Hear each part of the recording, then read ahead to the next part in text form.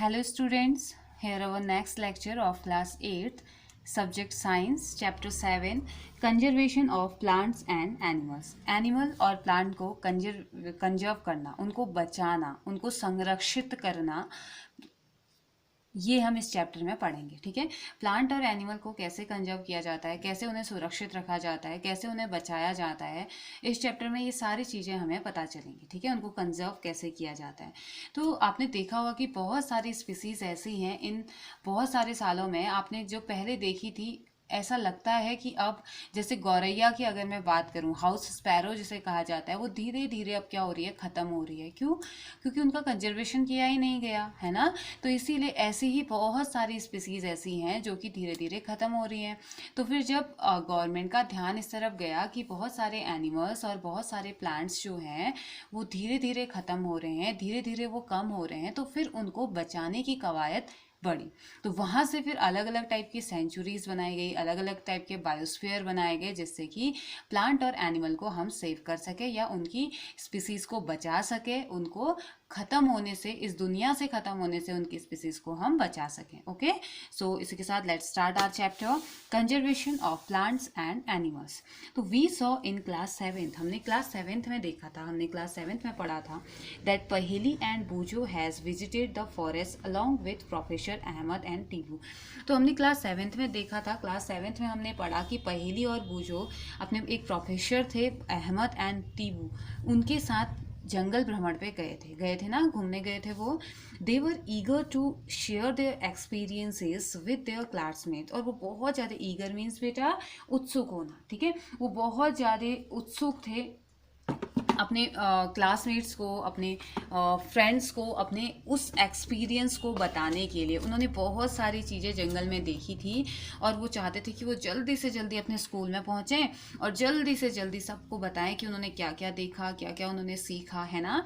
तो other children in the class were also eager to share their experiences as some of them had visited Bharatpur sanctuary. तो उसके उन दोनों के अलावा, पहेली और बूझो के अलावा भी कुछ बच्चे ऐसे थे क्लास में जो वो भी बहुत ज़्यादा उत्सुक थे अपने दोस्तों से मिलने के लिए और अपने जो एक्सपीरियंसेस थे उनको अपने दोस्तों को बताने के लिए, क्योंकि उनमें से कुछ बच्चे कहाँ गए हुए थे, भरतपुर सेंचुरी में गए हुए थे। ठीक है, भरतपुर सेंचुरी। तो अभी हम पढ़ेंगे इन सब के बारे में। Some other had heard about Kaziranga national park. किसी ने काजीरंगा नेशनल पार्क के बारे में सुना, किसी ने लॉकचाओ वाइल्ड लाइफ सेंचुरी के बारे में बात की, great Nicobar biosphere reserve and tiger reserve etcetera. तो ये सारी चीज़ें इसके बारे में उन्होंने जाना, इसके बारे में उन्होंने सुना। तो बच्चे बहुत ज़्यादा एक्साइटेड थे, बच्चे बहुत ज़्यादा ईगर थे कि वो अपने एक्सपीरियंसेस बताएं और दूसरों के सुने, अपने फ्रेंड्स के एक्सपीरियंसेस को सुने। ठीक है, दोनों चीज़ के लिए वो बहुत ज़्यादा ईगर थे। तो उसके बाद पहेली पूछ रही है, what is the purpose of making national parks. National parks क्यों बनाए जाते हैं, इनका पर्पज क्या है बनाने के पीछे। Wild life sanctuaries and biosphere reserve. और ऐसे ही नेशनल पार्क बनाए गए हैं, वाइल्ड लाइफ सेंचुरीज बनाई गई हैं, वन्य जीव अभ्यारण्य इन्हें कहा जाता है, एंड बायोस्फीयर रिजर्व ये बनाए गए हैं। तो पहेली जानना चाहती है कि क्यों इनको बनाया जाता है। तो आज हम पहेली के इसी क्वेश्चन का आंसर पूरे चैप्टर में पढ़ने वाले हैं। पूरा चैप्टर इसी से रिलेटेड है हमारा, किससे, national park, wild life sanctuary और बायोस्फीयर रिजर्व से। कौन कहाँ है, क्या क्या वहाँ मिलता है, ये सारी चीज़ें हम पढ़ेंगे और साथ ही साथ पहेली के क्वेश्चन का आंसर भी हमें मिलेगा कि क्यों इनको बनाने की ज़रूरत पड़ी। ठीक है, तो let's start our topic, deforestation and its causes. तो डिफॉरेस्टेशन एक वेल नोन वर्ड है हमारे लिए, ये कोई नया वर्ड नहीं है। जहाँ पे पेड़ों की अत्यधिक कटाई, जहाँ पे बहुत ज़्यादा पेड़ काट दिए जाते हैं, या पेड़ों के कटान को ही क्या कहा जाता है, डिफॉरेस्टेशन। और इसके जो रीजन, इसके कॉजेज क्या हैं, वो हम इसके बारे में जानते हैं। ठीक है, तो a great variety of plants and animals exist on earth. तो हमारे अर्थ में बहुत ज़्यादा वेराइटी प्लांट्स की भी, आप देखते हैं ना आपके आसपास कितने अलग अलग टाइप के प्लांट्स होते हैं। क्या आपने ऐसा देखा कि एक ही टाइप के प्लांट है आपके स्कूल के आसपास भी, आपके घर के आसपास भी, आपके प्लेग्राउंड के आसपास भी? ऐसा आपने कभी नहीं देखा होगा। आपने देखा होगा कि अगर वही प्लांट है भी तो उसके साथ बाकी बहुत सारे अलग अलग, आप जहाँ भी जाते हो, आप गाँव में जाते हो तो क्या आपको एक ही टाइप का प्लांट नजर आता है बेटा? नहीं, बहुत सारे टाइप के आते हैं ना। ऐसे फॉरेस्ट अगर आप जाते हो, जंगल के आसपास जाते हो, गार्डन में अगर आप जाते हो तो कितने अलग अलग टाइप के प्लांट्स दिखते हैं ना। ऐसे कितने अलग अलग टाइप के एनिमल्स आपको आपको दिखते हैं, तो वही एक बहुत बड़ी वैरायटी है, बहुत ज़्यादा वैरायटी है हमारे अर्थ में, किसकी? एनिमल्स की और प्लांट्स की। They are essential for the well being and survival of mankind. ये इसेंशियल मीन्स बहुत ज़्यादा ज़रूरी, ये बहुत ज़्यादा ज़रूरी है किस चीज़ के लिए? मैनकाइंड के सर्वाइवल के लिए और उनके वेल बीइंग के लिए। ठीक है, हमें जिंदा रहना है और हमें खाना सब चीज़ चाहिए, तो उसके लिए ज़रूरी है कि प्लांट और एनिमल जिंदा रहें। Okay, today a major threat to survival of these organism is deforestation. तो एक जो मेजर थ्रेट उभर के आ रहा है, थ्रेट मीन्स खतरा, एक बहुत बड़ा खतरा जो उभर के आ रहा है इन ऑर्गेनिजम्स के लिए, इन जानवरों के लिए, इन प्लांट्स के लिए, वो क्या है? Deforestation. Deforestation, we know that deforestation means clearing of forest and using that land for other purpose. तो हम क्या कर रहे हैं? डिफॉरेस्टेशन एक ऐसी प्रोसेस है जहां पे जंगलों को काट दिया जा रहा है। जंगलों को काटना मीन्स पेड़ पौधों को काटना, पेड़ पौधों को काट दिया जा रहा है, जंगलों को खत्म करके वो जो जमीन बन रही है, जो जमीन मिल रही है, उसको अदर पर्पज के लिए यूज करना है। जैसे कि पेड़ पौधे काट दिए एक जमीन के, वहां पे अपना घर बना लिया या कुछ इंडस्ट्रीज लगा ली, तो इस प्रोसेस को क्या कहा जाता है? डिफॉरेस्टेशन, जहां पे को पेड़ों को काट के वहां पे उसकी लैंड यूज कर दी जाती है। ठीक है, तो ये जो सर्वाइवल, अब देखो अगर जंगल ही नहीं होंगे तो फिर जंगली जानवर कैसे रहेंगे बेटा? वो कैसे सर्वाइव करेंगे, है ना? इसीलिए तो अब जो रेट बढ़ रहे हैं ना, जैसे जंगली जानवर हमें कभी कभी शहर में नजर आ जाते हैं, जैसे कभी शेर, कभी भालू, आपने सुना होगा न्यूज में आते रहता है कि वो शहर की तरफ आ रहे हैं, कभी किसी बच्चे को खा लिया, कभी किसी जानवर को खा लिया। वो इसीलिए क्योंकि उनको उनके घर में अब उनके लिए जगह ही नहीं है। जंगल तो हम काट रहे हैं, अब जंगल काट रहे हैं तो उनके खाने के लिए तो कुछ बचेगा ही नहीं ना, वहां जंगल में रहने वाले जानवर भी तो खत्म हो जाएंगे। वो उन्हीं प्लांट्स पे, उन्हीं फ्रूट्स पे तो वो डिपेंड है जो जंगल में मिलता है, उन्हीं एनिमल्स पे वो डिपेंड है। जब वो रहेंगे ही नहीं, जंगल ही नहीं रहेगा, तो वो खाएंगे क्या? तो फिर वो कहाँ की तरफ आएंगे? वो पॉपुलेशन की तरफ, ह्यूमन पॉपुलेशन की तरफ वो आएंगे, जहां वो हमें हार्म पहुंचाएंगे, है ना? तो यही एक मेजर रीजन है कि हमें आए दिन शेर से होने वाली घटनाएं या शेर से होने वाले इंसिडेंट, एक्सीडेंट्स हमें सुनाई देते हैं, है ना? तो बोल रहे हैं trees in the forest are cut for some of the purpose mentions below. तो पेड़ क्यों काटे जाते हैं? जंगल के जो पेड़ हैं वो किस पर्पज के लिए काटे जाते हैं वो हमें बताया गया है। Procuring land for cultivation, cultivation के लिए जमीन को तैयार करना।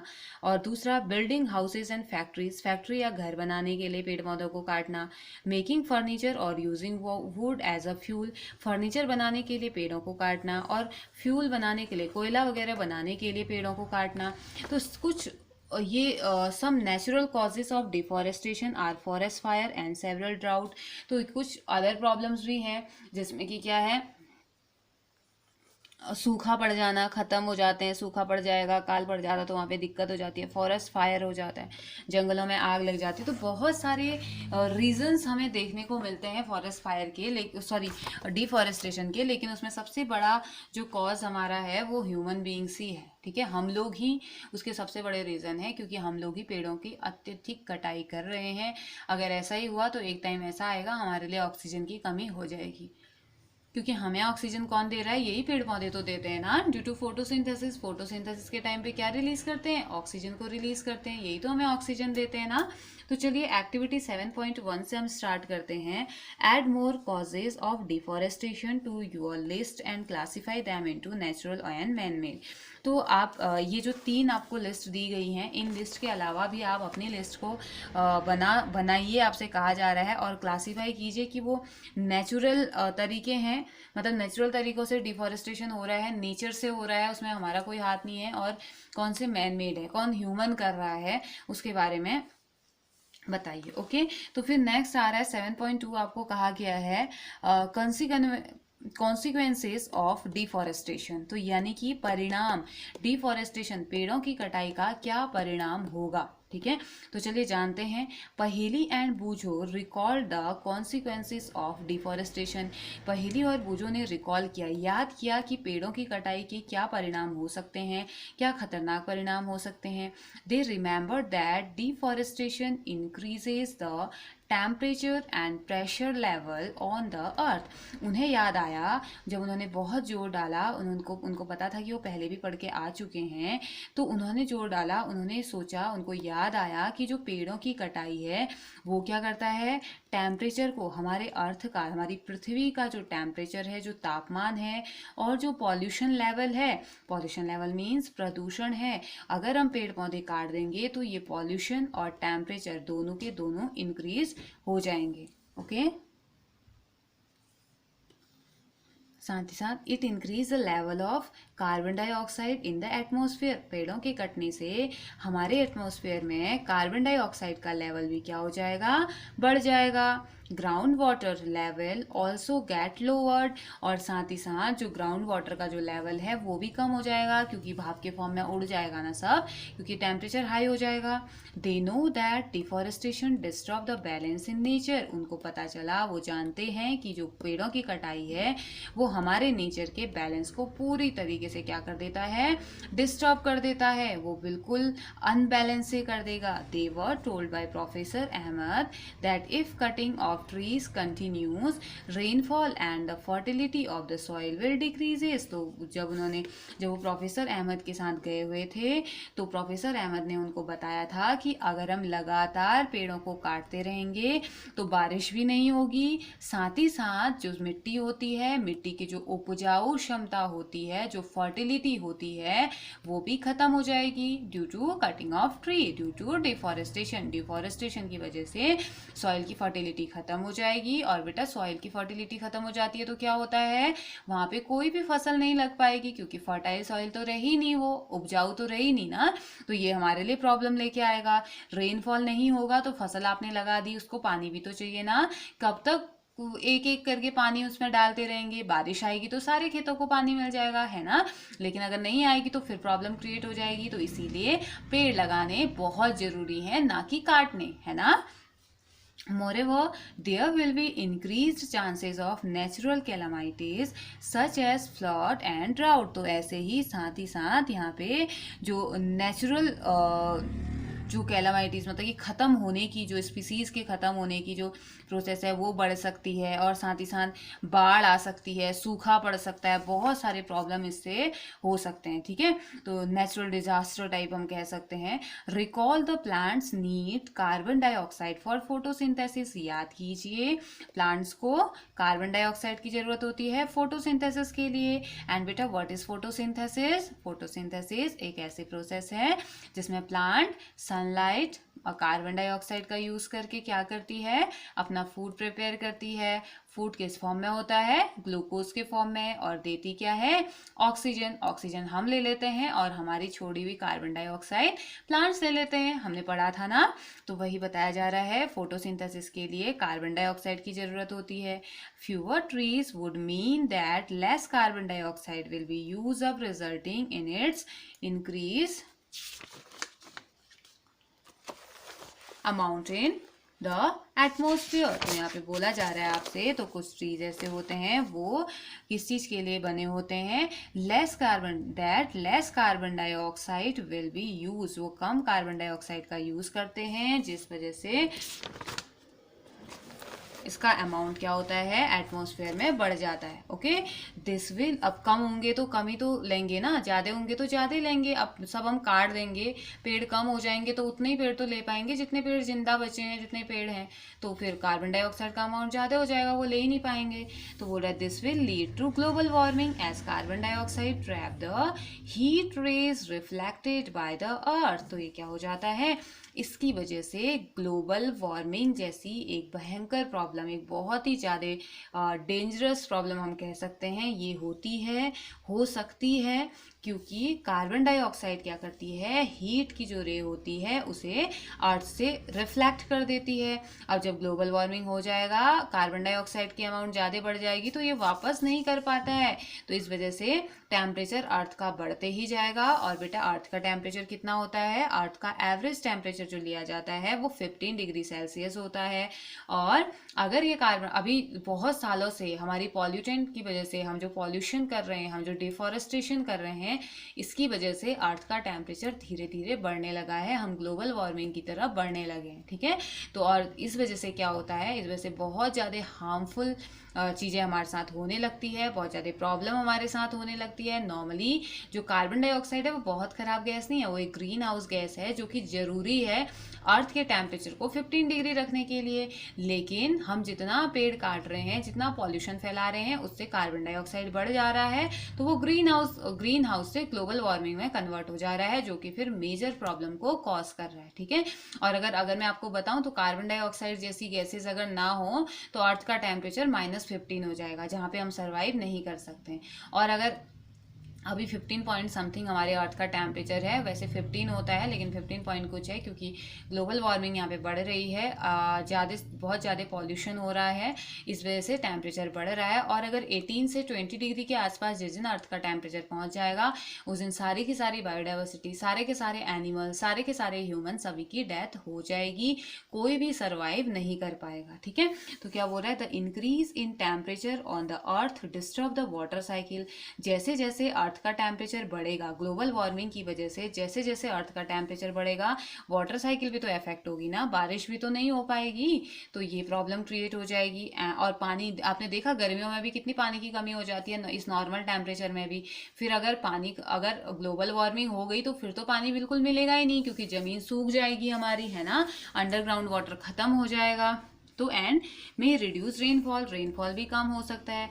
This could cause droughts means सूखा पड़ना या अकाल पड़ना, ठीक है, तो बारिश ही नहीं होगी। Deforestation is a major cause which leads to the change in soil properties. तो डिफॉरेस्टेशन एक बहुत बड़ा कॉज है जो कि सॉइल की प्रॉपर्टीज़ को चेंज कर देता है, सॉइल की जो एक्चुअल प्रॉपर्टी है उसे वो चेंज कर देता है। Physical properties of the soil get affected by plantation and vegetation. जो फिजिकल प्रॉपर्टी है उसको कैसे अफेक्ट होता है, प्लांटेशन एंड वेजिटेशन से, ठीक है। प्लांटेशन कर सकते हैं, छोटे छोटे प्लांट्स को हम लगा सकते हैं।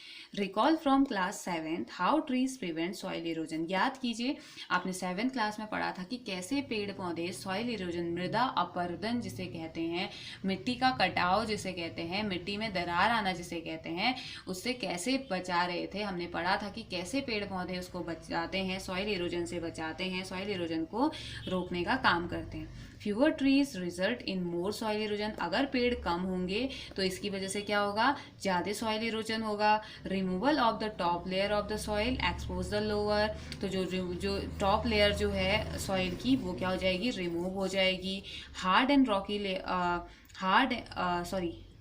Removal of top layer of the soil exposes the lower. Hard and rocky layers में वो कन्वर्ट हो जाएगी, बहुत सख्त और बिल्कुल चट्टान टाइप की मिट्टी वो हो जाएगी। This soil has less humus. इस सॉइल में ह्यूमस नहीं होता है। लेस फर्टाइल ये होती है, फर्टिलिटी होती नहीं है, समझ लीजिए। Gradually the fertile land get converted into desert. धीरे धीरे अगर ये कंडीशंस हुई, हम डिफॉरेस्टेशन लगातार पेड़ काटते रहे, तो एक टाइम आएगा कि जो हमारी उपजाऊ भूमि है वो रेगिस्तान में कन्वर्ट हो जाएगी, जिसे कि हम क्या बोल देते हैं, डेजर्टिफिकेशन। डेजर्टिफिकेशन एक ऐसी प्रोसेस जिसमें जो फर्टाइल लैंड होता है वो डेजर्ट में कन्वर्ट हो जाता है, यानी अनउपजाऊ भूमि में ये कन्वर्ट हो जाता है, जहाँ पे आप कुछ भी फसल फिर नहीं लगा पाओगे। फसल नहीं लगेगी तो क्या हो जाएगा, हमें खाना भी तो नहीं मिलेगा ना, हमें खाना नहीं मिल पाएगा। खाना क्यों नहीं मिल पाएगा, फसल ही नहीं होगी, है ना। Deforestation also lead to a decrease in the water holding capacity of the soil. Deforestation की वजह से soil की water holding capacity, आपको पता है soil के molecule क्या करते हैं, water को hold करके रखते हैं, उसी water को फिर plants लेते हैं, है ना। और फिर जैसे आप कुआं वगैरह खोदते हैं ना, तो underground water भी तो निकलता है। तो अगर deforestation हुआ तो जो soil की water को hold करने की जो capacity है वो भी खत्म हो जाएगी, या वो भी कम हो जाएगी। The movement of water from the soil surface into the ground. तो जो मूवमेंट होता है वाटर का सॉइल से ग्राउंड की तरफ, इनफिल्ट्रेशन रेट इसे कहा जाता है, इज रिड्यूस। ये कम हो जाएगा, है ना, हमें पानी नहीं मिलेगा तो ये कम हो जाएगा, ये रेट कम हो जाएगा। सो देयर आर फ्लड्स, यहाँ पे फ्लड्स आ सकते हैं, बाढ़ हो सकती है। The other properties of the soil like nutrients contents, texture etc. also change because of deforestation. Deforestation की वजह से, पेड़ों के कटाव की वजह से एक तो बाढ़ आ सकती है। क्यों? क्योंकि पानी होल्ड ही नहीं कर पाएगा। जैसे बहुत कभी कभी क्या होता है, बहुत तेज बारिश आती है ना, लेकिन हम देखते हैं कि पानी खत्म हो जाता है, मतलब कि रोड में पड़ा हुआ पानी धीरे धीरे सूख जाता है, खत्म हो जाता है। वो कहाँ चले जाता है? सॉइल उसे एब्जॉर्ब कर लेती है। सपोज कीजिए अगर सॉइल नहीं होगी तो क्या होगा? वो बाढ़ नहीं आ जाएगी, सारा का सारा पानी इकट्ठा नहीं रह जाएगा। जैसे अभी बाहर देख रहे हैं ना हम लोग, बहुत जगह बहुत इलाकों में बाढ़ आई हुई है, तो वो उन्हीं जगहों में, ज़्यादातर बाढ़ उन्हीं जगहों में आती है जहाँ पे पेड़ पौधे बहुत कम हैं, जहाँ पे सॉइल को होल्ड करने के लिए कुछ है नहीं, तो ये बाढ़ आ सकती है। साथ ही साथ इसकी वजह से जो सॉइल में प्रेजेंट जो न्यूट्रिएंट्स होते हैं, मिट्टी में प्रेजेंट जो न्यूट्रिएंट्स होते हैं, उनका कंटेंट कम हो जाता है, उसका टेक्सचर खत्म हो जाता है, टेक्सचर खराब हो जाता है। और ये किस वजह से होता है? डिफॉरेस्टेशन की ही वजह से होता है। ठीक है, we have studied in class 7th that we get many product from forests. तो हमने क्लास 7th में पढ़ा था कि फॉरेस्ट से, जंगलों से हमें बहुत सारे प्रोडक्ट्स मिलते हैं। ठीक है, जंगल हमें बहुत सारे प्रोडक्ट्स देते हैं। लिस्ट दीज प्रोडक्ट्स, तो लिस्ट बनाइए। अगर आपको याद है, अगर आपने अच्छे से पढ़ा था तो आपको याद होगा। ठीक है, तो लिस्ट बनाइए उन प्रोडक्ट्स की। Will we face shortage of these products if we continue cutting trees. तो क्या इन प्रोडक्ट्स का शॉर्टेज हमें हो सकता है? अगर हम लगातार ऐसे ही पेड़ काटेंगे तो ऑफकोर्स हमें शॉर्टेज होगा। अगर हम पेड़ काटते रहेंगे तो हमें प्रोडक्ट्स कैसे मिलेंगे? फॉरेस्ट हम खत्म कर देंगे तो फॉरेस्ट प्रोडक्ट तो हमें मिलने से रहा ना, हमें मिल ही नहीं सकता। तो ये हम ऐसे कटिंग करते रहे तो हमें प्रोडक्ट्स नहीं मिलेंगे। नाउ तो इसका पूरा समरी ये निकली कि अगर पेड़ पौधे नहीं होंगे तो आपको सूखा भी झेलना पड़ेगा, आपको बाढ़ भी झेलनी पड़ेगी, आपको भूखा भी रहना पड़ेगा, आपका सॉइल इरोजन भी हो सकता है। तो बहुत सारी प्रॉब्लम्स क्रिएट हो जाएंगी अगर डिफॉरेस्टेशन हो गया। मीन्स कि अगर हम ऐसे ही लगातार पेड़ पौधों को काटते रहे, ह्यूमन बीइंग ऐसे ही अगर नेचर के साथ खिलवाड़ करता रहा, तो एक दिन ऐसा आएगा जब हमारे पास खाने के लिए भी कुछ नहीं बचेगा। हमारे पास सिर्फ लैंड होगी, लेकिन वो लैंड ऐसा होगा जहाँ पे कुछ भी हम लगा नहीं सकते, उपजाऊ लैंड वो नहीं होगी। ठीक है, तो अब ऐसे ही हम आगे जानते हैं कि सिर्फ प्लांट्स ही नहीं, एनिमल्स को भी बचाने की ज़रूरत है, क्योंकि एनिमल भी हमारे लिए बहुत ज़्यादा इंपॉर्टेंट है। तो चलिए जानते हैं activity 7.2। Animal life is also affected by deforestation. तो डिफॉरेस्टेशन, पेड़ों के कटाव की वजह से जो एनिमल्स हैं उनकी लाइफ भी अफेक्टेड होती है। उनकी भी लाइफ, जो जानवर हैं वो भी अफेक्टेड होते हैं। कैसे? How? List the points and discuss them in your class. तो ये तो आप बता सकते हो ना बेटा, मैंने भी बताया अभी आपको स्टार्टिंग में। तो अब इनके बारे में थोड़ा और सोचिए और डिस्कस कर सकते हैं आप अपने पेरेंट्स से घर में, ओके, या अपने ब्रदर एंड सिस्टर से, क्योंकि स्कूल तो हम आ ही नहीं सकते ना, अभी क्लास में डिस्कशन नहीं हो सकता है। तो यहाँ here conservation of forest and wildlife. अब हम पढ़ते हैं, हमारे नेक्स्ट टॉपिक की तरफ बढ़ते हैं। यहाँ पे जानते हैं कि फॉरेस्ट एंड वाइल्ड लाइफ को कैसे कंजर्व किया जाए, कैसे कंजर्वेशन इनका किया जाता है। तो having became aware of the effect of deforestation. तो अब हमें पता चल गया है कि डिफॉरेस्टेशन के इफेक्ट क्या हैं। तो पहेली एंड बूझो आर वरिड, पहेली और बूझो बहुत परेशान हो गए। ठीक है, तो दे गो टू प्रोफेसर अहमद, वो प्रोफेसर अहमद के पास गए and ask him how forest and wild life can be save. तो उन्होंने प्रोफेसर अहमद से पूछा कि आप हमें सर प्लीज़ हमें बताइए हम कैसे फॉरेस्ट और वाइल्ड लाइफ को बचा सकते हैं। वाइल्ड लाइफ मीन्स जंगली जानवर, फॉरेस्ट मीन्स पेड़ पौधे, इनको हम कैसे बचा सकते हैं, उन्होंने प्रोफेसर अहमद से पूछा। ठीक है, तो उससे पहले आपको यहाँ पे कुछ दिया हुआ है, बायोस्फीयर के बारे में दिया हुआ है। ठीक है, तो चलिए जानते हैं पहले बायोस्फीयर क्या होता है। Biosphere is that part of the earth in which living organism exist. और बायोस्फीयर वो पार्ट है, अर्थ का वो पार्ट है जहाँ पे लिविंग ऑर्गेनिज्म होते हैं, एग्जिस्ट मीन्स प्रेजेंट होते हैं, और विच सपोर्ट्स लाइफ, जो कि लाइफ को सपोर्ट, यानी कि बायोस्फीयर एक ऐसी जगह, अर्थ का वो पार्ट जहाँ पे लिविंग ऑर्गेनिज्म प्रेजेंट होते हैं, या ऐसी जगह जहाँ पे लाइफ को सपोर्ट किया जाता है। बायोलॉजिकल डाइवर्सिटी और बायोडाइवर्सिटी रेफर्स टू, जैव विविधता इसे कहा जाता है। बायोलॉजिकल डाइवर्सिटी और बायोडाइवर्सिटी को हिंदी में क्या कहा जाता है? जैव विविधता। तो biological diversity biodiversity refers to the variety of organisms existing on the earth. तो बायोडाइवर्सिटी बताती है कि बहुत सारे वेराइटी में ऑर्गेनिज्म अर्थ में प्रेजेंट है। Their interrelationship and their relationship with the environment, और उनका इंटर रिलेशनशिप बताता है, उनका रिलेशनशिप बताता है हमारे इन्वायरमेंट के साथ। तो ये बहुत सारी चीज़ें हमें सीखने को मिलती हैं, किससे? बायोडाइवर्सिटी से। तो ये तो हमने जाना बायोस्फीयर क्या होता है, एक ऐसी जगह जहाँ पे लिविंग ऑर्गेनिज्म को सर्वाइवल के लिए जगह दी जाती है। ठीक है, तो अब बूझो, हम पढ़ रहे थे कि बूझो और पहेली बहुत परेशान हो गए थे कि हम ऐसे पेड़ काटते रहेंगे तो प्रॉब्लम हो जाएगी, तो इसलिए वो प्रोफेसर अहमद के पास गए हुए हैं। अब चलिए देखते हैं प्रोफेसर अहमद क्या कहते हैं। Professor Ahmad organise a visit to a biosphere reserve for Paheli, Boojho and there classmate. अब क्योंकि प्रोफेसर अहमद बूझो और पहेली के पास बूझो एंड पहेली प्रोफेसर अहमद के पास गए थे, तो प्रोफेसर अहमद ने कहा कि क्यों ना मैं इनको वहीं लेके जाऊं, जंगलों में या वाइल्ड लाइफ सेंचुरी में लेके जाऊं, ताकि क्लियरली समझ जाए, है ना। तो प्रोफेसर अहमद ने एक विजिट ऑर्गेनाइज किया, घूमने का प्लान बनाया। कहाँ? बायोस्फीयर रिजर्व में, पहेली बूझो और उसके क्लासमेट्स के लिए। He select a place name Pachmarhi biosphere reserve. उन्होंने एक जगह को सेलेक्ट किया बच्चों के लिए, वो जगह कौन सी थी? Pachmarhi biosphere reserve. He knows that the plants and animals found here are similar to those of the upper Himalayan peak and to those belonging the lower western Ghat. उन्हें पता था कि पंचमढ़ी एक ऐसी जगह है जहाँ पर प्लांट और एनिमल जो मिलते हैं वो किसके हैं? The plant and animal found here similar to those, उनकी तरह हैं, उनकी जैसे दिखाई देते हैं जो कि अपर हिमालय रीजन में प्रेजेंट रहते हैं, and to those belonging to lower western Ghat, और लोअर वेस्टर्न घाट से रिलेटेड है। ठीक है, इसलिए वो पंचमढ़ी बायोस्फीयर रिजर्व में बच्चों को लेके गए।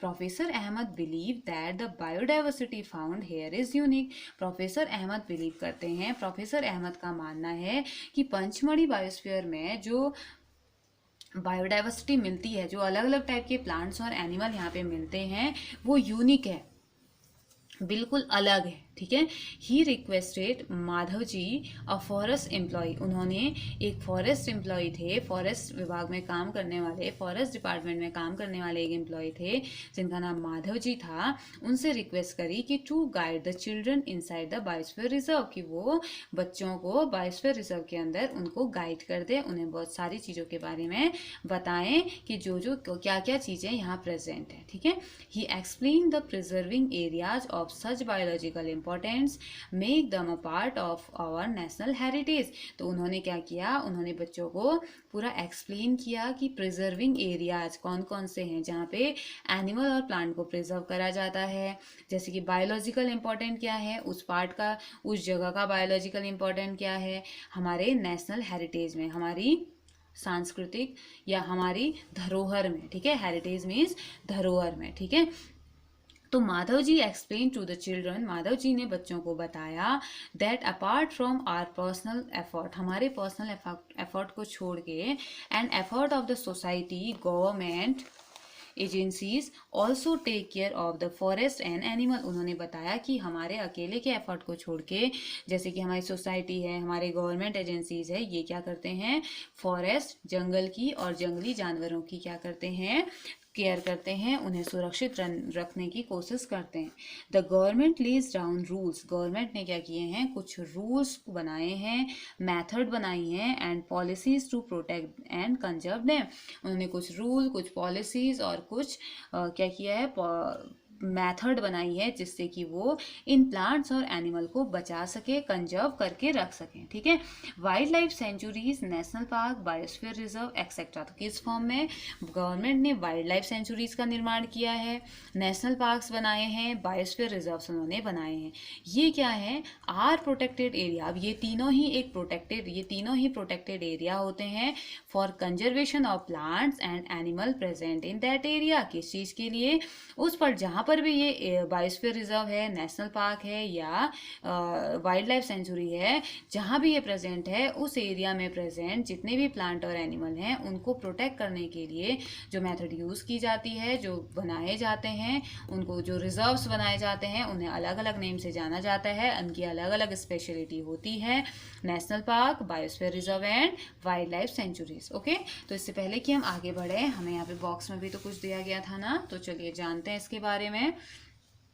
To protect our flora and fauna and their habitat. अगर हम चाहते हैं कि हम अपने फ्लोरा फोना और उनके हैबिटेट को बचा के रखें, तो प्रोटेक्टेड या बचाने के लिए, फ्लोरा फोना और उनकी हैबिटेट को बचाने के लिए protected areas called wild life sanctuaries, तो उनके लिए जो एरिया बनाए गए हैं उन्हें वाइल्ड लाइफ सेंचुरीज कहा जाता है, नेशनल पार्क कहा जाता है, बायोस्फीयर रिजर्व कहा जाता है। ठीक है, तो इन सभी को क्या कहा जाता है, ये एक एयर मार्क होते हैं। ठीक है, जैसे कि plantation, cultivation, grazing, felling trees, hunting and poaching are prohibited here. तो यहाँ पे कल्टीवेशन, प्लांटेशन वगैरह सारी चीज़ों को क्या कर दिया, पॉन्चिंग मीन्स मारना। ठीक है, तो ये सारी चीज़ों को यहाँ पे क्या किया जाता है, नहीं करने दिया जाता है। यहाँ पे प्रोहिबिटेड मीन निषेध है, यहाँ पे ये काम नहीं करने दिया जाता है।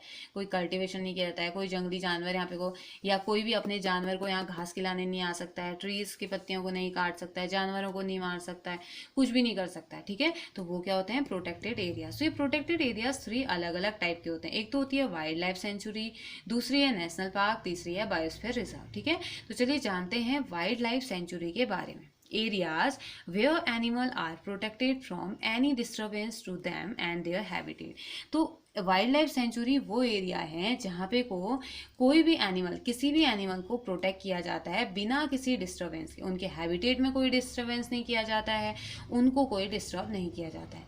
National parks areas reserve for wildlife where they can freely use the habitat and natural resources. तो नेशनल पार्क वो एरियाज होते हैं जहाँ पे वाइल्ड लाइफ तो प्रेजेंट रहती है, लेकिन वहाँ पे वो क्या कर सकते हैं, अपने हैबिटेट और नेचुरल रिसोर्सेज का हम लोग यूज़ कर सकते हैं। ठीक है, जबकि यहाँ पे हम कुछ यूज़ नहीं कर सकते। Biosphere reserve large areas of protected land, एक बड़ा सा लैंड होता है, बड़े से एरिया का होता है जो कि प्रोटेक्टेड होता है। वाइल्ड लाइफ को, प्लांट को, एनिमल रिसोर्सेज को या ट्रेडिशनल लाइफ को या ट्राइबल्स को, उस एरिया में जो ट्राइबल्स रह रहे हैं, जो जनजातियाँ जो वहाँ पे रह रही हैं, उनको प्रोटेक्ट करने के लिए इसमें बायोस्फीयर रिजर्व का फॉर्मेशन किया जाता है या बायोस्फीयर रिजर्व बनाया जाता है। ठीक है, तो अब बढ़ते हैं हम एक्टिविटी 7.3 की तरफ। Find out the number of national park, wild life sanctuaries and biosphere reserve in your district.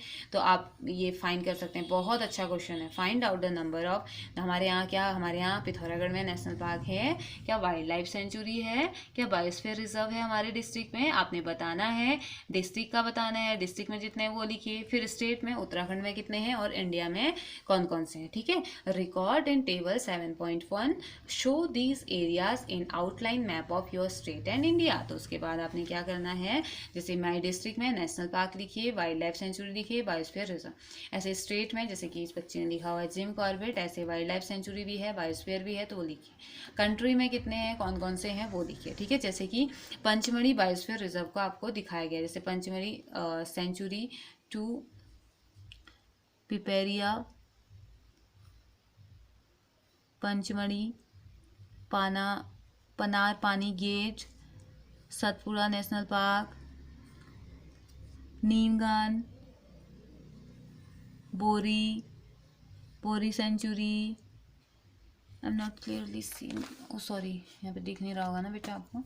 तो ये क्या है, तवा रिजर्व। तो बहुत सारी जगह यहाँ पे पंचमढ़ी बायोस्फीयर रिजर्व यहाँ पे आपको दिखाया गया है, मैप में आपको दिखाया गया है, ये नॉर्थ की डायरेक्शन को दिखा रहा है। तो ये सारी चीज़ें ऐसे ही आप अपने स्टेट के मैप में भी दिखा सकते हो। Okay, now please turn your page and open page number 80। Here activity 7.4। ठीक है, एक्टिविटी 7.4 हमें क्या कह रही है, क्या बता रही है, चलिए जानते हैं। List the factors disturbing the biodiversity of your area. उन फैक्टर को लिस्ट कीजिए जो आपको लगता है कि ये हमारे एरिया की बायोडाइवर्सिटी को डिस्टर्ब कर रहे हैं। Some of these factor and human activities may disturb the biodiversity annoyingly. यहाँ पे इनमें से कुछ फैक्टर्स आपको ऐसे मिलेंगे इसमें कि ह्यूमन एक्टिविटी रिस्पॉन्सिबल है, ह्यूमन एक्टिविटी शायद इसको डिस्टर्ब कर रही है बायोडाइवर्सिटी को जानबूझ के या गलती से, ठीक है, जानबूझ के या गलती से, बिना जाने किसी न किसी तरीके से वो क्या कर दे रही है, डिस्टर्ब कर रही है, ठीक है। लिस्ट दीज ह्यूमन एक्टिविटीज, तो इन ह्यूमन एक्टिविटीज को आपने लिस्ट करना है। How can they, just wait a second बेटा, how can these be checked, कि कैसे चेक कर सकते हैं, कैसे हम इनको रोक सकते हैं, कैसे इनको कम कर सकते हैं ह्यूमन एक्टिविटीज़ को। तो discuss in your class and right a brief report in your notebook. तो आप डिस्कस तो हम कर नहीं सकते बेटा, तो आप क्या कर सकते हो, इसमें एक नोट बना सकते हो, ठीक है। एक नोट बनाइए कि कौन कौन सी ह्यूमन एक्टिविटीज़ हैं जो कि बायोडाइवर्सिटी को अफेक्ट कर रही है। आपके एरिया में कौन कौन सी ऐसी ह्यूमन एक्टिविटीज़ होती हैं, हम लोग कौन कौन सी ऐसी एक्टिविटीज़ करते हैं जिससे कि अफेक्टेड होती है हमारी बायोडाइवर्सिटी। मीन जिससे कि प्लांट अफेक्टेड होते हैं, जिससे एनिमल अफेक्टेड होते हैं। Okay, now next is flora and फोना। ठीक है, फ्लोरा एंड फोना की बात करते हैं, plant and animal. As the children walk around the biosphere reserve they appreciate the green wealth of the forest. तो जैसे जैसे बच्चे आगे की तरफ जाने लगते हैं उनको बड़ा अच्छा लगता है कि फॉरेस्ट कितना ग्रीन वेल्थ, कितना ग्रीन है, तो उसे अप्रिशिएट करते हैं। ठीक है, तो फॉरेस्ट को अप्रिशिएट करते हैं, या फॉरेस्ट की जो ग्रीननेस है, जो ग्रीनिश हरा हरा जो दिखाई दे रहा है। और वैसे भी ना अगर आप नेचर को देखोगे ना, बिल्कुल आपका माइंड फ्रेश हो जाता है, आपकी आइज़ फ्रेश हो जाती है, अच्छा सा फील होता है ना। तो वो भी बहुत ज़्यादा अप्रिशिएट कर रहे थे बच्चे। They are very happy to see tall teak trees, उन्होंने बड़े बड़े से टीक ट्रीज देखे। And animal inside the forest, जंगल के अंदर वो उन्होंने जानवर भी देखे। Suddenly Paheli find a rabbit and wants to catch it. तो अचानक से पहेली ने क्या देखा, एक खरगोश देखा, रैबिट देखा, और वो उसने चाहा कि वो उसे क्या करे, पकड़ ले। ठीक है, उसे वो पकड़ने की कोशिश करने लगी। तो अब यहाँ पे क्या हुआ, she start running after it, अब उसके पीछे पीछे भागने लगी। Professor Ahmad stop sir, professor Ahmad ने उसे ऐसा करने से रोका। He explain that animals are comfortable and happy in their own habitat. तो उन्होंने बताया, उन्होंने पहेली से बोला कि पहेली आपको इसे पकड़ने की ज़रूरत नहीं है, क्योंकि एनिमल जहाँ पे रहते हैं, जिस जगह, हैबिटेट मीन्स बेटा जिस जगह पे वो रहते हैं, ठीक है, वो अपनी जगह पे कंफर्टेबल होते हैं। कंफर्टेबल समझते हैं ना, कंफर्टेबल मीन्स आरामदायक, या उनके ही अकॉर्डिंग वो एनवायरनमेंट होता है, वो वहाँ पे खुश होते हैं। Madhav ji and we should not disturb them, professor Ahmad ने बोला कि हमें इन्हें डिस्टर्ब नहीं करना चाहिए। माधव जी एक्सप्लेन्स, फिर माधव जी ने एक्सप्लेन किया that some animals and plant typically belong to a particular area. उन्होंने बताया कि कुछ एनिमल और प्लांट ऐसे हैं जो कि एक पर्टिकुलर एरिया में ही मिलते हैं, उसके बाद वो कहीं और नहीं मिलते हैं। ठीक है, The plant and animal found in a particular area are termed flora and fauna respectively. तो ऐसे plants जो कि एक particular area में मिलते हैं उन्हें flora कहा जाता है, और ऐसे animal जो एक particular area में मिलते हैं उन्हें fauna कहा जाता है, उस area का। तो flora और fauna क्या होते हैं बेटा, flora means होता है plant, fauna means क्या होता है animal। तो एक flora और fauna, उस एक particular area के flora and fauna किसको कहा जाएगा, particular type के plants जिस area में मिलते हैं, एक एरिया में जो मिलते हैं उन्हें फ्लोरा, और पर्टिकुलर टाइप के एनिमल्स जो कि एक पर्टिकुलर एरिया में मिलते हैं उसे फोना कह दिया जाता है, उस एरिया का। ओके, तो देखिए हमें यहाँ पे कुछ पिक्चर्स दी गई हैं अलग अलग एनिमल्स की। यहाँ पे आपको ऊपर बोला गया है sal, teak, mango, jamun, silver fern, arjun etcetera are the flora, and chinkara, blue bull, barking deer, chital, leopard, wild dog, wolf etcetera are the example of fauna. Fauna means animal and flora means plants. तो ये सभी प्लांट्स के name है और सभी animals के name है ना। आर एग्जाम्पल ऑफ फोना of the Pachmarhi biosphere reserve. तो ये सभी कहाँ मिलते हैं, पंचमढ़ी बायोस्फीयर रिजर्व में मिलते हैं। तो देखिए ये आपको क्या दिखाया गया है, ये एक जंगली कुत्ता है, वाइल्ड डॉग, ओके, जो कि पंचमढ़ी में मिलता है। सेकेंड वन इज चीतल, इसे कहा जाता है। Okay, third one is wolf, fourth one is leopard, आपको लेपर्ड दिखाई दे रहा है, fifth one is fern and sixth one is jamun tree. जामुन का ट्री तो देखा होगा, फर्न तो देखा होगा बेटा आपने, हमारे यहाँ पे भी होता है, बहुत सारी जगह पे मिलता है, तो ये सारा आपने देखा होगा, है ना। तो ये तो थे हमारे फ्लोरा एंड फोना की बात करी हमने, जो कि एक पर्टिकुलर एरिया में मिलने वाले प्लांट्स और एनिमल्स को कहा जाता है ना। तो चलिए अब आगे बढ़ते हैं एक्टिविटी 7.5 की तरफ। एक्टिविटी 7.5 क्या कह रही है? Try to identify the flora and fauna of your area and list them. कोशिश कीजिए कि आपको आपकी एरिया के प्लांट और एनिमल के बारे में पता चले, फ्लोरा एंड फोना के बारे में पता चले और उनको लिस्ट कीजिए, ठीक है। तो उसके बाद नेक्स्ट 7.6 में आपको बताया जा रहा है एंडेमिक स्पीसीज। तो बेटा एंडेमिक मतलब होता है स्थानीय, एक पर्टिकुलर जगह में मिलने वाली जो स्पीसीज होती है उसे एंडेमिक स्पीसीज कहा जाता है ना। तो चलिए इसके बारे में जानते हैं। Soon the group quietly enter the deep forest. धीरे धीरे बहुत जल्दी ही वो जो बच्चों का और प्रोफेसर का जो ग्रुप था वो जल्दी ही बहुत अंदर घने जंगल में पहुंच गया। Children's are surprise to see a very big squirrel. तो स्क्वायरल मीन्स गिलहरी। तो बच्चों ने एक गिलहरी देखी और उसको देख के वो बहुत ही सरप्राइज हो गए, मतलब उनका मुंह खुला का खुला रह गया। अब उन्होंने ऐसा क्या देख लिया था बेटा? तो चलिए देखते हैं। This squirrel has a big fluffy tail. उन्होंने देखा कि इस गिलहरी की तो बहुत ही बड़ी, बहुत ही रेशेदार और बहुत ही क्या नरम टाइप की क्या है उसकी पूंछ है। They are very curious to know about it. तो अब उनकी बहुत ज़्यादा क्यूरियस हो गए कि हमें इसके बारे में जानना है, ये कैसी गिलहरी है। आप लोगों को भी ऐसी दिखेगी तो आप जानना चाहोगे ना। आप बिल्कुल नई टाइप की गिलहरी देखोगे तो आपको लगेगा कि ये कैसी गिलहरी है, इसकी पूंछ इतनी बड़ी है। तो Madhav ji tells them that this is known as the, इसको क्या कि माधव जी ने बताया कि इसको क्या कहा जाता है? जायंट। जायंट मीन्स विशाल, बहुत बड़ी। तो मतलब कि बहुत बड़ी वैसे तो नहीं होती है, लेकिन बाकी गिलहरियों के कंपेयर में ये बड़ी होती है। तो इसको माधव जी ने बताया कि इसको जायंट स्क्वायरल यानी कि जायंट गिलहरी इसको कहा जाता है।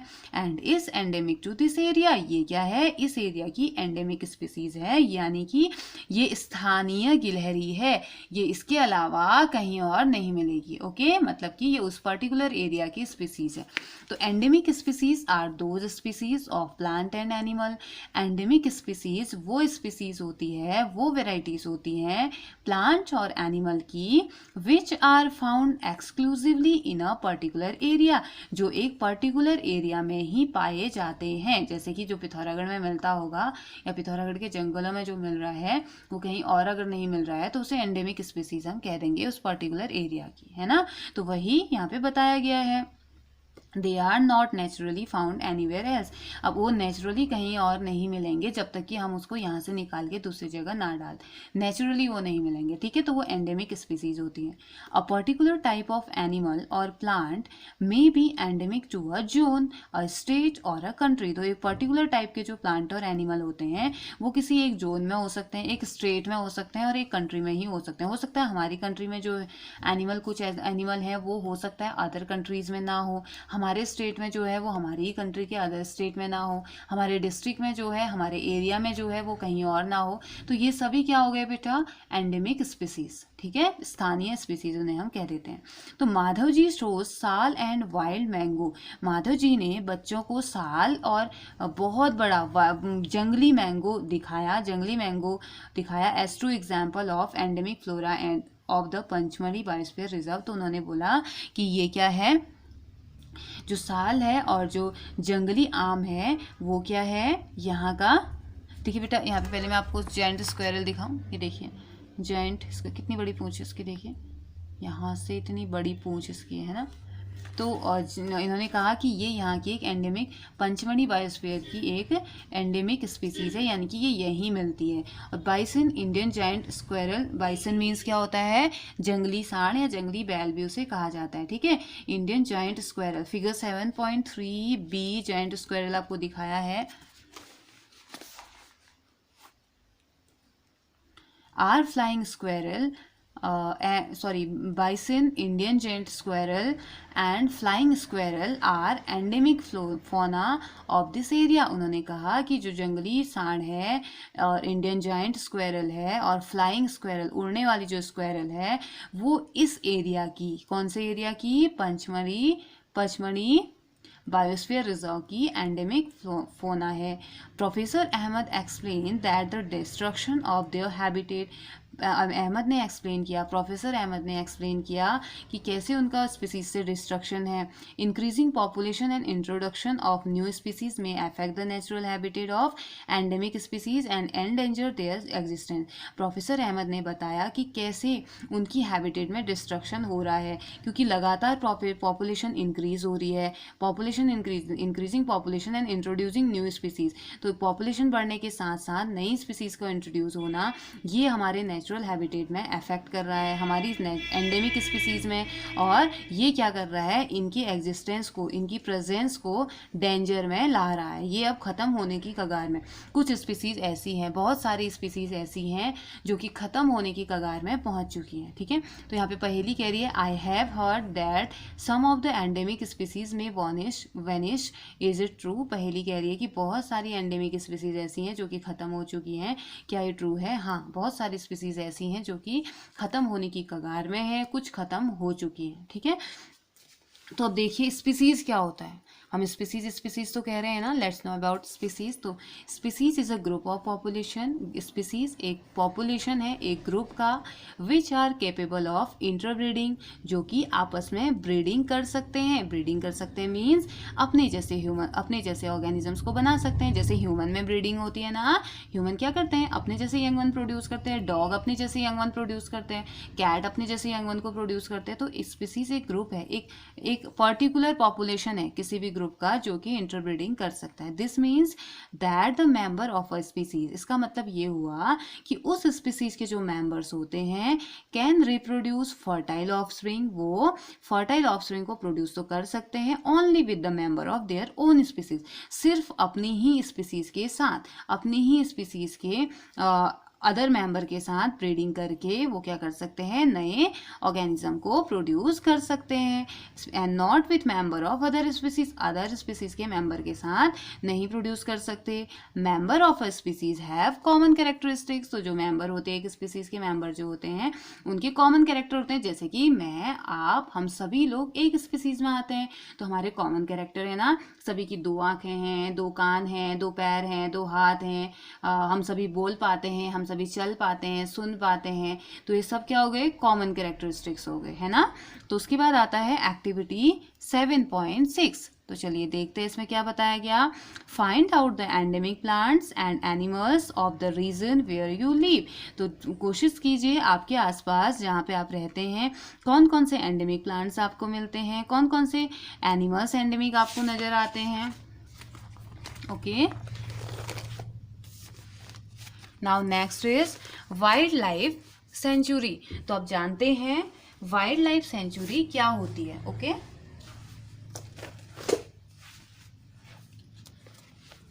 सून Paheli sees a board with Pachmarhi wildlife sanctuary written on it. बहुत जल्दी पहेली ने एक बोर्ड देखा जिसमें लिखा हुआ था पचमढ़ी वाइल्ड लाइफ सेंचुरी, ठीक है, जिसमें कि पचमढ़ी वाइल्ड लाइफ सेंचुरी लिखा हुआ था।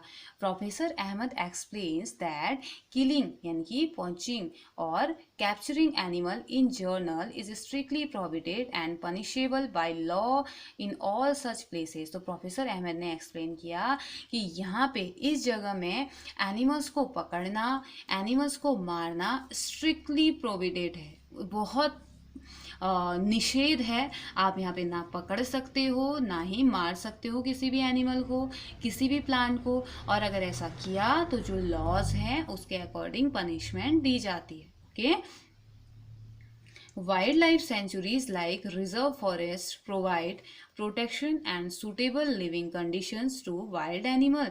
तो जो वाइल्ड लाइफ सेंचुरीज होती हैं जैसे कि रिजर्व फॉरेस्ट जो हमारे हैं वो क्या करते हैं, प्रोटेक्शन प्रोवाइड करते हैं। क्या मतलब कि वाइल्ड लाइफ सेंचुरी की वजह से हमारे जो फॉरेस्ट जिनको रिजर्व किया गया है वो प्रोटेक्शन प्रोवाइड करते हैं, सूटेबल लिविंग कंडीशंस देते हैं, किसको, वाइल्ड एनिमल्स को। Okay, He also tells them that people living in wildlife sanctuaries are allowed to do certain activities such as grazing by their livestock, collecting medicinal plant, firewood etc. उन्होंने ये भी बताया कि wild life sanctuaries में, wild life sanctuaries वो जगह होती है जहाँ पे एनिमल्स को नहीं मारा जाता है, एनिमल्स को पकड़ा नहीं जाता है, लेकिन लोग क्या कर सकते हैं इन सेंचुरीज में अपने जो एनिमल्स हैं उनको घास खिलाने के लिए ला सकते हैं, चरवाहे जो होते हैं, है ना। और साथ ही साथ ये मेडिसिनल प्लांट को अगर कलेक्ट करना चाहें इन जगहों से तो वो कलेक्ट कर सकते हैं।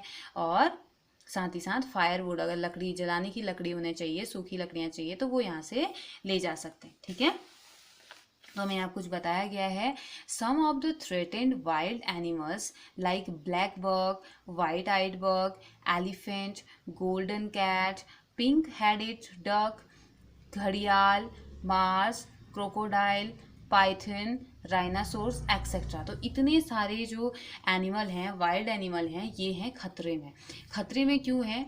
इनकी पॉपुलेशन बहुत कम हो गई है, इनके नंबर बहुत कम हो गए हैं। तो एक टाइम ऐसा आएगा कि जब ये सब के सब ख़त्म हो जाएंगे, क्योंकि क्या ह्यूमन एक्टिविटी की वजह से हम इन्हें मार रहे हैं, जंगल काट रहे हैं, तो इनकी क्या हो जा रही है, कभी खाना नहीं मिल रहा है तो उस वजह से इनकी डेथ हो जा रही है। तो बोल रहे आर प्रोजेक्ट, अब ये क्योंकि ख़त्म होने की कगार में है, बहुत कम इनका नंबर बढ़ गया हो गया है, तो इसलिए अब इनको क्या किया जा रहा है, प्रोटेक्ट किया जा रहा है, बचाया जा रहा है एंड सेव किया जा रहा है। कहाँ? हमारी वाइल्ड लाइफ सेंचुरीज में। ठीक है, तो Indian sanctuaries have unique heads landscape. हमारी जो इंडियन सेंचुरीज है एक यूनिक तरीके का लैंडस्केप है।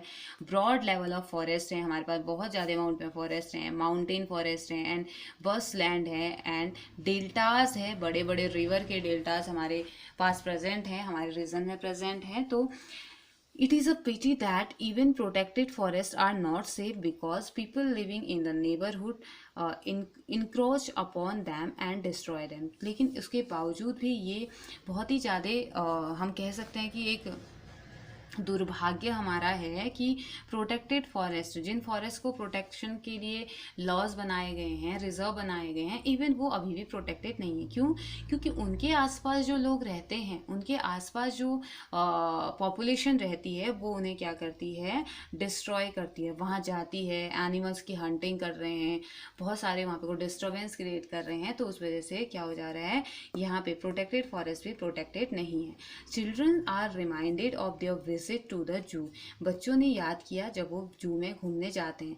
दे recall that zoo are also place where animal receive protection. तो उनको याद आया कि जूज, चिड़ियाघर वो जगह हैं, चिड़ियाघर भी वो जगह होती हैं जहाँ पर एनिमल्स को क्या किया जाता है, प्रोटेक्शन दिया जाता है। ठीक है, वेयर एनिमल रिसीव प्रोटेक्शन, जहाँ एनिमल्स को प्रोटेक्शन मिलता है। ठीक है, तो बोल रहा है what is the difference between in a zoo and wildlife century. तो अब भूजो के दिमाग में जल्दी से क्वेश्चन आया कि अब जू और वाइल्ड लाइफ सेंचुरी में क्या डिफरेंस है फिर। तो बोल रहा है कि देखिए विजिट, अब एक्टिविटी 5.7 आप भी सोच सकते हो जू क्या होते हैं और वाइल्ड लाइफ सेंचुरीज क्या होते हैं। Visit a nearby zoo, observe the condition provided to the animal. एक नज़दीक के कहीं चिड़ियाघर में जाइए और देखिए उनकी कंडीशन क्या है, उन एनिमल्स की कंडीशंस क्या है। Where they suitable for the animal, क्या उस जगह की जो कंडीशंस हैं वो जिस जगह पे रहते हैं क्या उन्हीं एनिमल्स के लिए बनी है। जू में शेर होता है, शेर क्या वैसी जगह के लिए बना है, शेर तो जंगल के लिए बना है ना। Can animal live in artificial, can animal live in artificial setting instead of their natural habitat. तो क्या एनिमल आर्टिफिशियल सेटिंग में रह सकता है अपनी नेचुरल हैबिटेट की जगह। तो इन योर ओपिनियन, आपका क्या ओपिनियन है, will the animal be comfortable in जू और इन देयर नेचुरल हैबिटेट। तो एनिमल जू में कंफर्टेबल हैं या अपने नेचुरल हैबिटेट में, आपको क्या लगता है। अच्छा बेटा देखिए, अगर आपको ना आपके घर में रहने के लिए कहा जाए या आपके रिलेटिव के घर में रहने के लिए कहा जाए, वहाँ पे भी आपकी केयर होगी, लेकिन तो आप कंफर्टेबल कहाँ होंगे, अपने जहाँ पे आप रहते हैं अपने घर में कंफर्टेबल होंगे या किसी रिलेटिव के घर में होंगे। ऑफकोर्स अपने घर में कंफर्टेबल होंगे, रिलेटिव का अगर कितना ही अच्छा होगा लेकिन फिर भी आपको एक झिझक रहेगी ना, वहाँ पे आप नहीं कर पाएंगे कुछ भी। लेकिन अपने घर में आप कुछ भी कर सकते हो। तो आप क्या चाहोगे, आप जल्दी से जल्दी अपने घर में आओ ना। तो मैंने थोड़ा सा आपको आइडिया दे दिया, तो आपका ओपिनियन क्या होता है, आपका ओपिनियन क्या है आप मुझे बताइए। ओके, तो उसके बाद बात करते हैं नेशनल पार्क की। ठीक है, तो नेशनल पार्क क्या होते हैं। On the road side there was another board on which was written Satpura national park. अब उसके बाद रोड साइड में एक और बोर्ड उन्होंने देखा। पहला बोर्ड तो क्या देखा, पंचमढ़ी वाइल्ड लाइफ सेंचुरी का बोर्ड देखा। दूसरा बोर्ड उन लोगों ने देखा, वो उसमें क्या लिखा हुआ था, सतपुरा नेशनल पार्क उसमें लिखा हुआ था। Children are now eager to go there. अब वो बच्चे बड़े उत्सुक हो गए थे कि उन्हें जाना है उधर ही।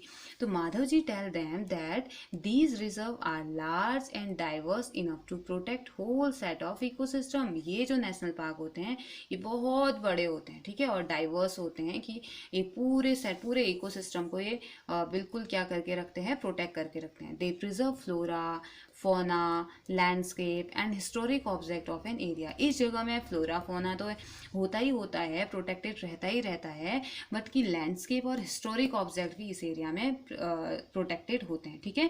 Satpura national park is the first reserve forest of India. तो सतपुरा नेशनल पार्क वो पार्क है जो कि फर्स्ट रिजर्व फॉरेस्ट था इंडिया में। इंडिया में जब फर्स्ट रिजर्व फॉरेस्ट खोला गया था तो वो सतपुरा नेशनल पार्क के नाम से खोला गया था, ठीक है। हालांकि वैसे तो क्या है, कॉर्बेट नेशनल पार्क है, लेकिन फॉरेस्ट रिजर्व के लिए, ठीक है। The finest Indian teak is founded in this forest. तो जो इंडियन टीक होता है वो इसी फॉरेस्ट में मिलता है। There are more than 100 national park in India. 100 से भी ज़्यादा नेशनल पार्क इंडिया में पाए जाते हैं, ठीक है। तो चलिए इस बॉक्स में क्या दिया गया वो जानते हैं। Rock shelter are also found inside the Satpura national park. Satpura national park में भी जो रॉक शेल्टर्स होते हैं वो पाए जाते हैं। These are evidence of pre historic human life in this jungle. तो ये एक एविडेंस है, एक तथ्य है कि प्री हिस्टोरिक ह्यूमन, पहले हिस्ट्री जितनी हमें पता है उससे भी पहले का जो ह्यूमन लाइफ है वो इन जंगलों में था, या इन जंगलों में बहुत पुराने लोग रहते थे, इसका एक एविडेंस वो बताता है जो रॉक शेल्टर्स हैं। These give us an idea of the life of the primitive people. जो बहुत पुराने जो लोग थे जो जंगलों में रहते थे उनके बारे में ये हमें आइडिया देते हैं, ठीक है। Rock paintings are found in these shelters. इन शेल्टर्स में रॉक पेंटिंग भी देखी गई। मतलब कि रॉक शेल्टर मतलब गुफाएं टाइप उसमें देखी गई ना, जिससे हमें पता चलता है कि हाँ यहाँ पे पहले पुराने लोग इन्हीं में रहते होंगे। और उन्हीं में पेंटिंग उन्होंने देखा कि उसमें पेंटिंग भी बनाई गई थी। अब लोग अपने हिसाब से बोर होते होंगे तो वहाँ पे पेंटिंग कर लेते होंगे, उसी पत्थरों में बना देते होंगे, है ना। Rock paintings are found in these shelters. A total of 55 rock shelters have been identified in Panchmari Biosphere Reserve. तो टोटल 55 रॉक शेल्टर्स वहाँ पे देखे गए। पंचमढ़ी बायोस्फीयर रिजर्व में 55 क्या हैं रॉक शेल्टर उन्होंने देखे। Figures of animals and man fighting. उन्होंने देखा कि जो पेंटिंग बनाई गई है उसमें एनिमल के डायग्राम, एनिमल को उकेरा गया था और ये भी दिखाया गया कि लोग लड़ रहे हैं, हंटिंग कर रहे हैं, डांसिंग कर रहे हैं और playing musical instruments are depicted in these painting. इस पेंटिंग में क्या क्या डिपिक्टेड मीन्स उकेरा गया था, क्या क्या बनाया गया था, उसमें दिखाया गया था कि कैसे मतलब एनिमल का डायग्राम उसमें बनाया गया था, एनिमल के फिगर बनाए गए थे। साथ ही साथ दिखाया गया था कि आपस में लोग लड़ते। अब उन्होंने कैसे बना, हम जो चीज़ देखते हैं वही तो बना पाते हैं ना। मतलब कि जैसे मैंने कहा कि मैं एक पेंटिंग बनाऊंगी, एक फ्लावर की पेंटिंग बनाऊंगी, मैंने फ्लावर देखा है तब मैं बनाऊंगी, तो उन्होंने एनिमल फाइटिंग देखी है, इट मीन्स कि वो आपस में लड़ते भी थे, उन्होंने ये बताया। हंटिंग, वो जानवरों का शिकार करते थे, ये भी उन्होंने पेंटिंग बनाई थी जानवरों का शिकार करते हुए। और डांसिंग, डांस करती हुई पेंटिंग थी उसमें। और म्यूजिकल इंस्ट्रूमेंट को बजाते हुए आदमियों की या लोगों की क्या थी उसमें उन्होंने पेंटिंग करी थी। Many tribal still live in this in the area. अभी भी, ये तो पुराने की बात करी, लेकिन अभी भी बहुत सारे लोग ऐसे हैं या बहुत सारी जनजातियां ऐसी हैं जो कि इन एरियाज़ में रहती हैं। इन एरियाज़ में अभी भी वो रहते हैं, यहीं पे वो अपना क्या करते हैं, यहीं पे सरवाइव करते हैं, यहीं से वो अपना खाना पीना जो भी होता है सारी चीज़ें वो यहीं करते हैं, ठीक है। तो अब हम इसके आगे का नेक्स्ट लेक्चर में हम पढ़ेंगे बेटा यहाँ से। तो एक बार हम रिवाइज कर लेते हैं कि हमने क्या क्या पढ़ा है। हमने आज पढ़ा conservation of plants and animal, ठीक है। Conservation of plants and animal में हमने जाना कि सबसे पहले हमने जाना डिफॉरेस्टेशन क्या होता है। डिफॉरेस्टेशन हमने कहा कि पेड़ों की अंधाधुंध कटाई को या बहुत ज़्यादा कटाई को डिफॉरेस्टेशन कहते हैं। और डिफॉरेस्टेशन नॉर्मली लोग कर क्यों रहे हैं, ताकि अपने लिए वहाँ फैक्ट्रीज बना सकें, अपने लिए घर बना सकें, और वो जो लकड़ियाँ मिलेंगी उससे वो फ्यूल बना सकें, कल्टिवेशन वो कर सकें, इन सारी चीज़ों के लिए। और कुछ नेचुरल कॉजेज़ भी होते हैं, हमने पढ़ा किसके, डिफॉरेस्टेशन के। फिर हमने पढ़ा कि इसके परिणाम क्या क्या हो सकते हैं। हमने देखा कि डिफॉरेस्टेशन की वजह से बहुत सारे पेड़ कम हो जाएंगे, बाढ़ आ सकती है, सूखा हो सकता है, और डेजर्ट में हमारी अच्छी खासी जो उपजाऊ भूमि है वो अनुपजाऊ भूमि में कन्वर्ट हो जाएगी, यानी कि डेजर्ट में वो कन्वर्ट हो जाती है। तो ये बहुत सारे कॉन्सिक्वेंसेस हमने इसमें देखे, ठीक है। फिर आया कि जरूरत क्या पड़ी, फिर आया कि अब ये सारी चीज़ों को देखते हुए पता चला कि हमें इन फॉरेस्ट को, इन जंगलों को और जंगली जानवरों को बचाने की बहुत ज़्यादा ज़रूरत है। तो इसलिए पहली जब इनको पता चला, पहेली और बुजुर्गों की ये सारी प्रॉब्लम होती हैं, तो प्रोफेसर अहमद के पास जाते हैं। प्रोफेसर अहमद से बोलते हैं कि प्लीज़ आप हमें कोई सॉल्यूशन बताइए कि हम कैसे अपने एनवायरनमेंट को बचाएं, कैसे डिफॉरेस्टेशन से बचाएं। तो उन्होंने सोचा कि कैसे इनका कैसे हमारा प्रॉब्लम सॉल्व होगा, तो बहुत परेशान हो गए थे। तो प्रोफेसर अहमद ने उन्होंने एक घूमने की योजना बनाई। उन्होंने कहा कि हम पंचमढ़ी चलेंगे, पहेली बूझो और उसके क्लासमेट्स को लेके। पहेली बूझो और जब उसके क्लासमेट जब पंचमढ़ी गए तो उन्होंने देखा कि यहाँ पे अलग अलग टाइप के एरियाज हैं, वाइल्ड लाइफ सेंचुरी है, नेशनल पार्क है, बायोस्फीयर रिजर्व है, जहाँ पे को जो स्पीसीज खत्म होने की कगार में है, जो स्पीसीज डेंजर में है, उनको बचाने के लिए गवर्नमेंट ने बहुत सारे ट्रायल किए हैं। उन्होंने रूल्स बनाए हैं, जो लोग इनको मारेंगे या जो लोग इनकी हंटिंग करेंगे, जो प्लांट्स को नुकसान पहुंचाएंगे, उनको क्या होगी, पनिशमेंट दी जाएगी, उनको सजा होगी। और फिर साथ ही साथ हमने क्या पढ़ा, फ्लोरा एंड फौना। हमने कहा कि किसी जगह में, एक पर्टिकुलर एरिया में मिलने वाले प्लांट्स को फ्लोरा कहा जाता है और पर्टिकुलर जगह में मिलने वाले एनिमल्स को फौना कहा जाता है ना। पचमढ़ी के बहुत सारे फ्लोरा एंड फौना की हमने बात करी। फ्लोरा में हमने बोला sal, teak, mango, jamun, silver, fern, arjun, ये सभी क्या हैं, फ्लोरा प्लांट हैं। और chinkara, blue bull, barking deer, chital, leopard, wild dog, wolf are example of fauna. तो ये किसके एग्जाम्पल थे, फौना के एग्जाम्पल थे, जो कि वहाँ मिलते हैं। फिर हमने एक टर्म और पढ़ा था, वो पढ़ा था एंडेमिक स्पीसीज। हमने कहा कि एंडेमिक स्पीसीज किसी भी प्लांट और एनिमल की वो स्पीसीज होती है जो कि एक नेचुरली एक ही पर्टिकुलर एरिया में मिलती है, उसके अलावा वो नेचुरली कहीं नहीं मिलेगी। हाँ, वो तब मिल सकती है जब एक जगह से वहाँ से उसको इम्पोर्ट किया गया होगा, है ना। तो इसे एंडेमिक स्पीसीज हमने कहा। उसके बाद हमने वाइल्ड लाइफ सेंचुरीज की बात करी। वाइल्ड लाइफ सेंचुरीज वो सेंचुरीज होती हैं जहाँ पे को जानवरों को मारना, पकड़ना क्या होता है, प्रोहिबिटेड होता है, ठीक है।